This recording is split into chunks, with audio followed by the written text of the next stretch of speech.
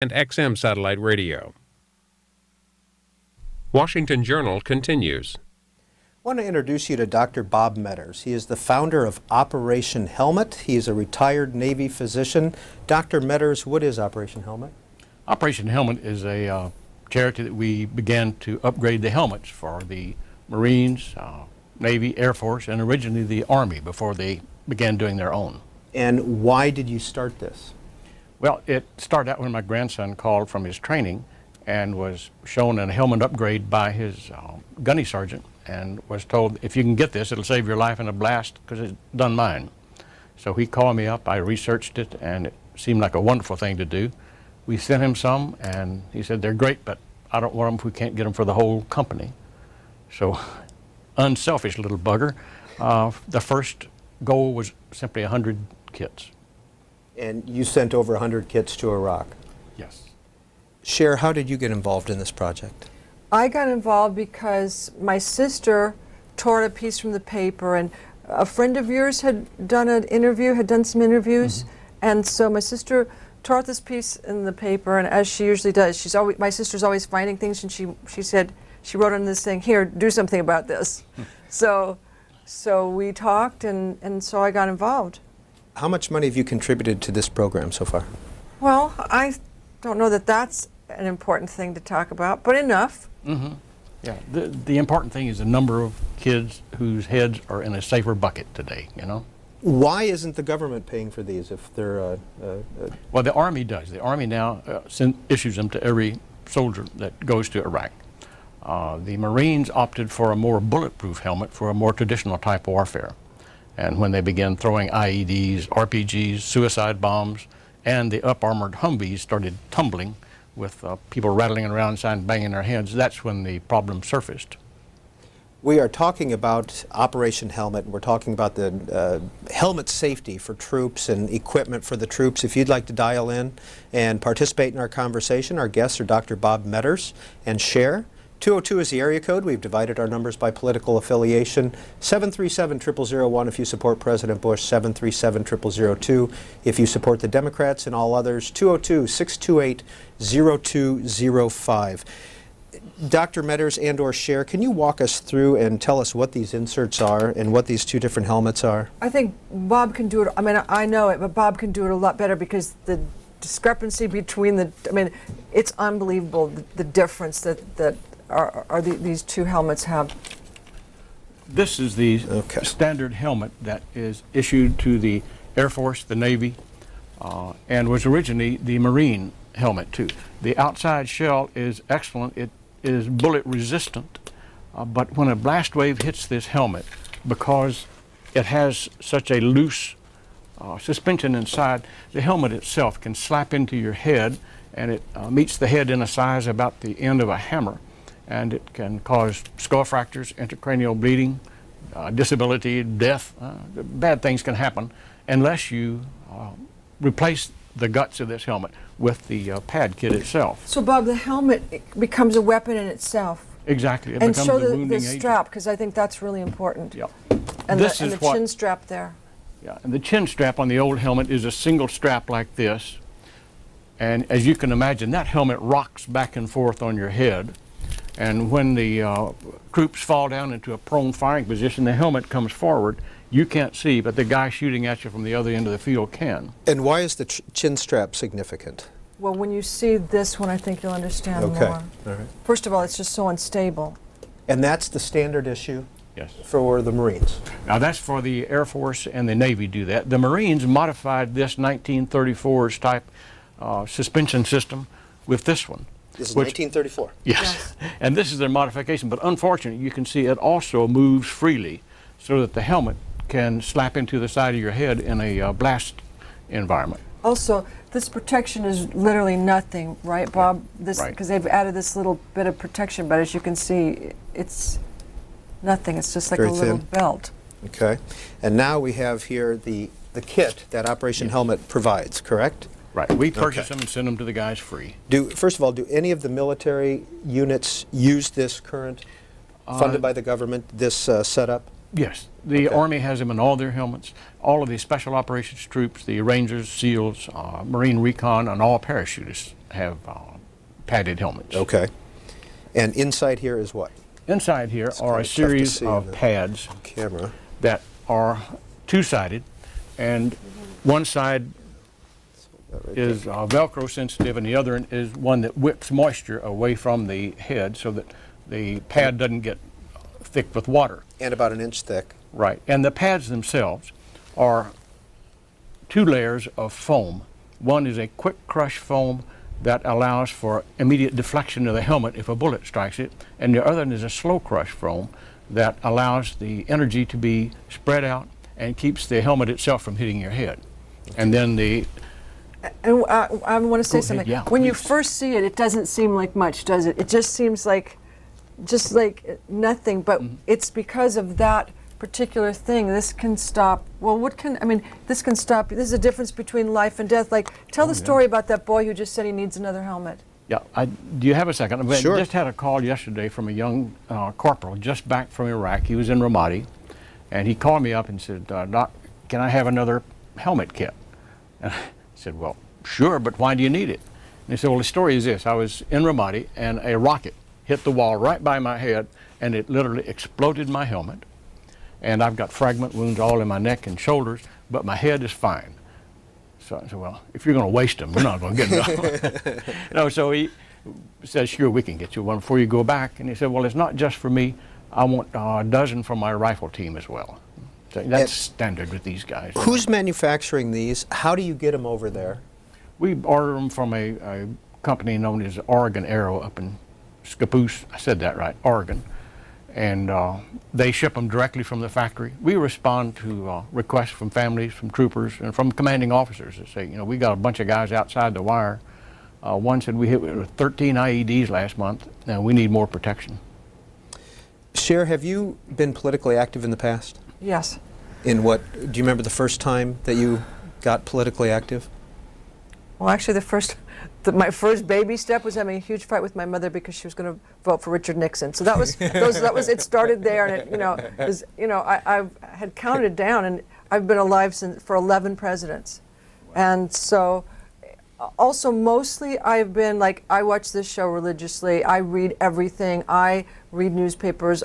I feel that I just always wanted to be informed about this. And so, there's one side of my personality that's well developed, everyone knows, and then there's a much more serious, there's a much more serious side.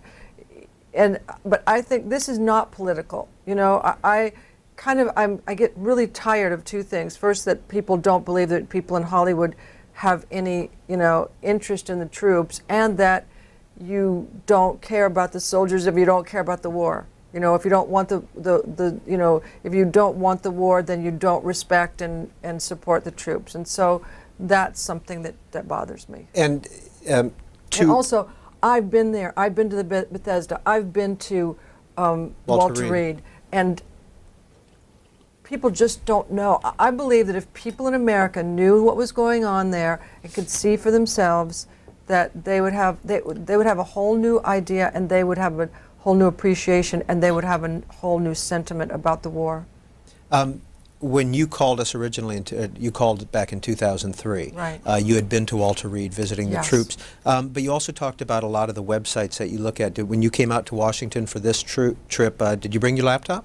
No, I didn't this time, because I was this trip is so specifically for Bob, and because I had a situation, and I think my sister understood it. I told her about it. I went to Walter Reed, and there was this young boy, and we were talking, and I spent the day there, and there was this one young boy, and we're talking, and just sitting around. He was really sweet, and he was going to go home, and we had taken a picture, and so I said, you want me to sign it? And he said, sure. And I said, well, who do you want me to make it out to? And he said, me. And I said, okay. I'm looking down the picture. I said, how do you spell your name?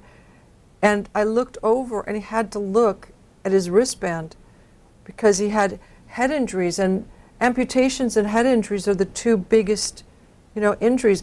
Before I went to Walter Reed, I thought, wounded. I'm thinking shrapnel, gunshot, I don't know really the extent of wounded. And the first boy I met coming into Walter Reed had lost both of his arms. He was only 19 years old.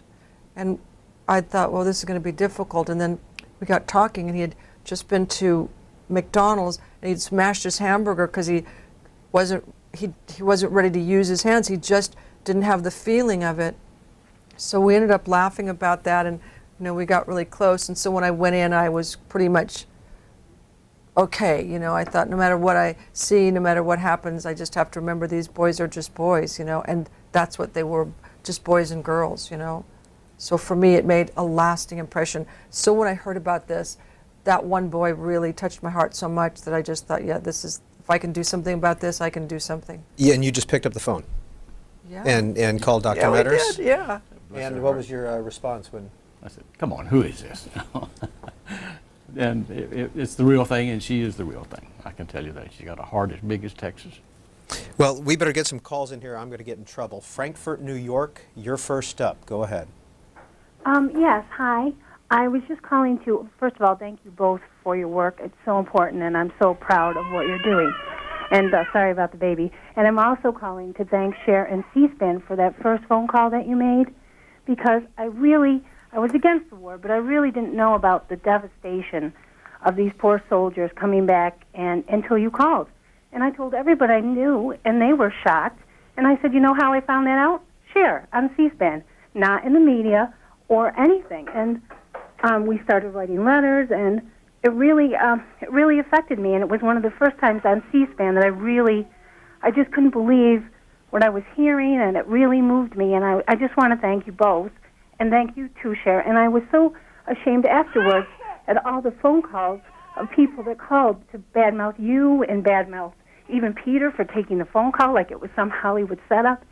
And I just wanted to call again and say thank you. Bye. Thank you. Cher, just for our viewers, we have not set up those phone calls when you've called in. No. You've called I in just on the was numbers. so lucky. We were because you hear people say, I've been calling for 3 years and I've been calling for this, and I just kept dialing till my finger was just numb, and then I got in both times. You have a phone that does this? Yeah, well, I was in Florida. I was on the road, so I was staying at somebody's house. No, I mean I was doing that. Sorry, I was just doing that. See, that shows my age. White Plains, New York. Go ahead. Hello? White Plains, go ahead. You're on the air. Yes, I'm sorry. It's White Plains, Maryland. That's why I guess I was a little Sorry about taken that. back. That's okay. First of all, I just want to say, Cher, I'm one of your biggest fans, and now I'm even bigger, if that's possible. I'm the mother of 3 Marines. I have 4 children, so 3 of them have decided to support President Bush and the war over there in Iraq. And I just want to say thank you for bringing it to the people's attention, because I don't think it gets out there enough just how vulnerable these kids are out there. And as the mother, my daughter's done 1 tour in Iraq. My son's getting ready to be deployed in October, and my daughter is back in January. So obviously I'm going to bring this to my friends and family, and I know they will support my children as well as other mothers and fathers out there that have their kids out there with their heads on the line. So I just want to thank you. I think that's just incredible that you're doing this, because you're right. Hollywood can get caught up in themselves, and the fact that you're bringing it to the attention is just amazing. So I love you, and I think it's incredible. Thank you. Dr. Metters, have you gotten the Pentagon's attention on this? Have you had any contact We've had with the some communication back and forth, and as I understand, they just simply didn't have the money, or perhaps a combination of the money and the will, to go back and refit all the helmets that they've already purchased. But they don't have a problem with Operation Helmet? No, not really.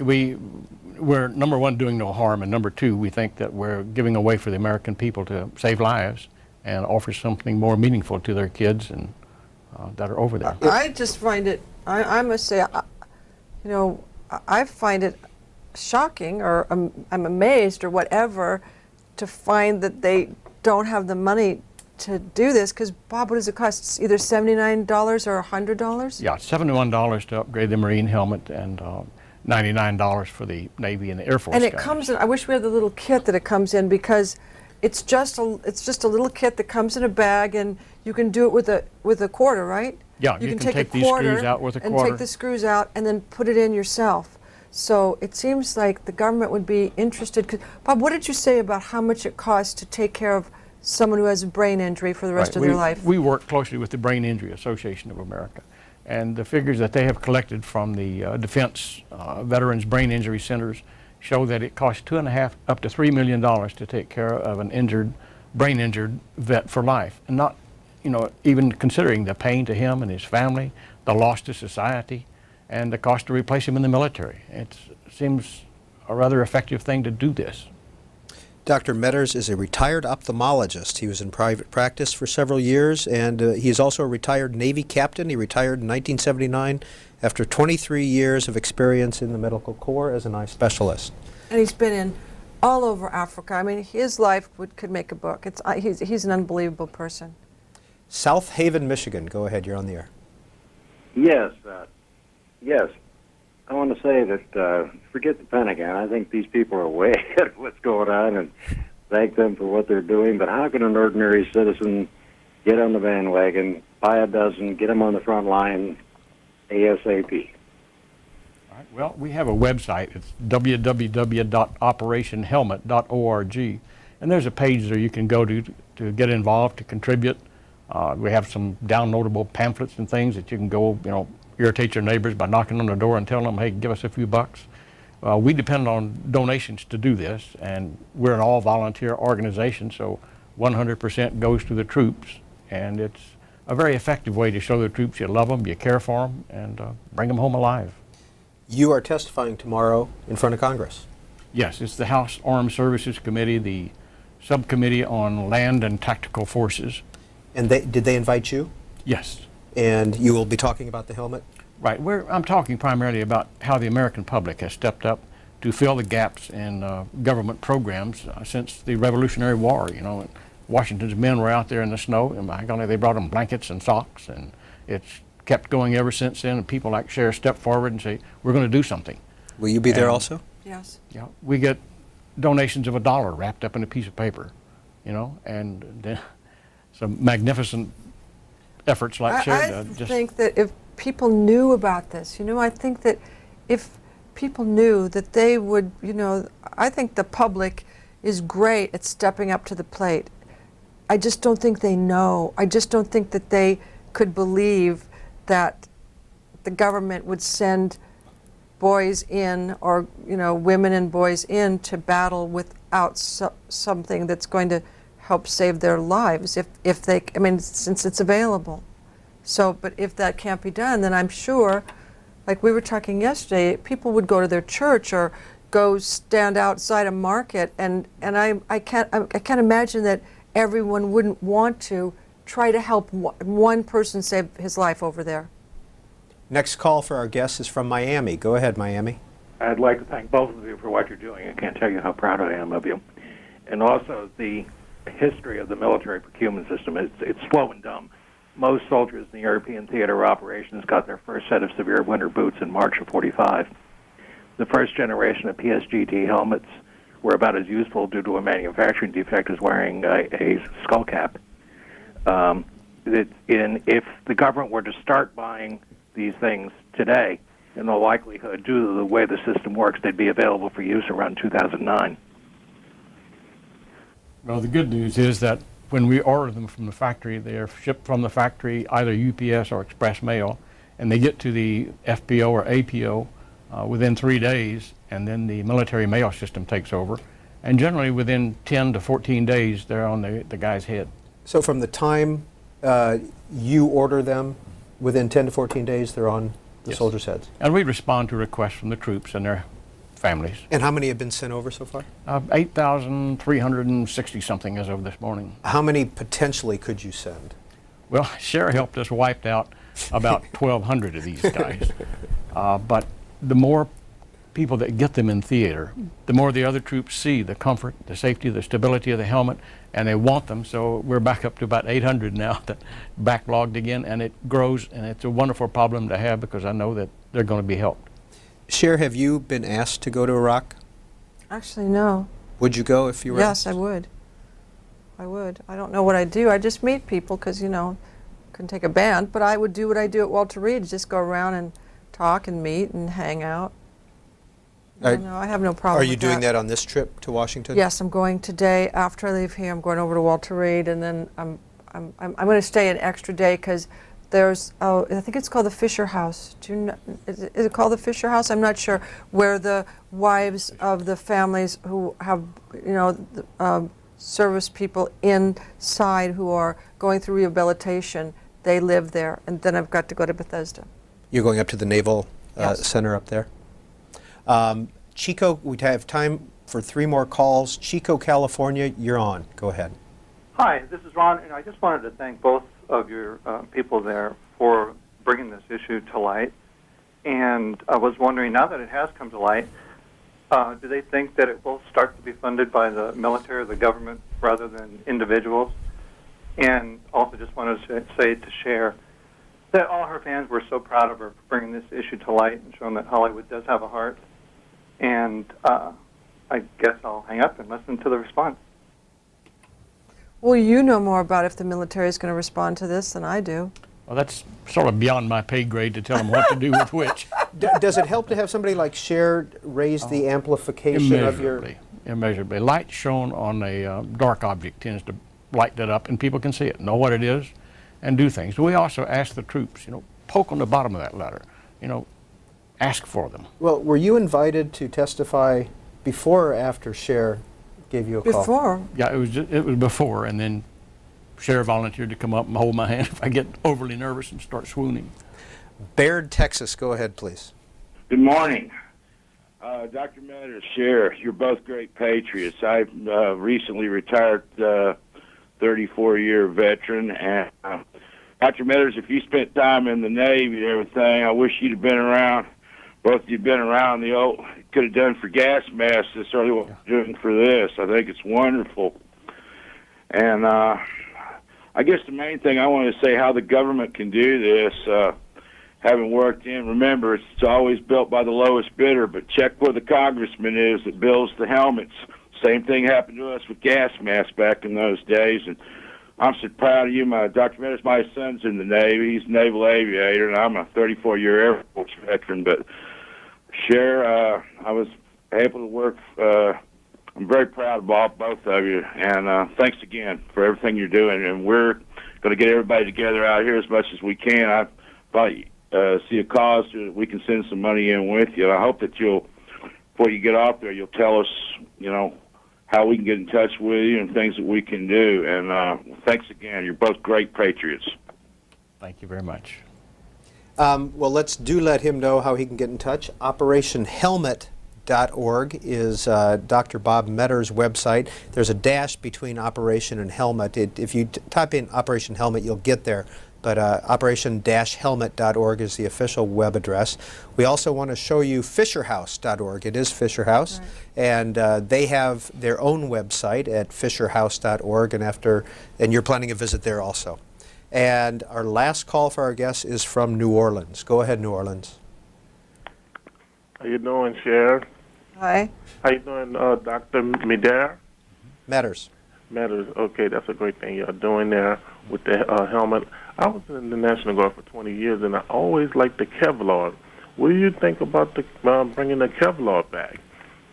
Well, this is the Kevlar helmet. This is Kevlar. Right. It's just that they needed to upgrade the suspension system that it sits on your head with so that the blast effect doesn't slam the helmet. Your head becomes a clanger and a really hard bell, and the head loses.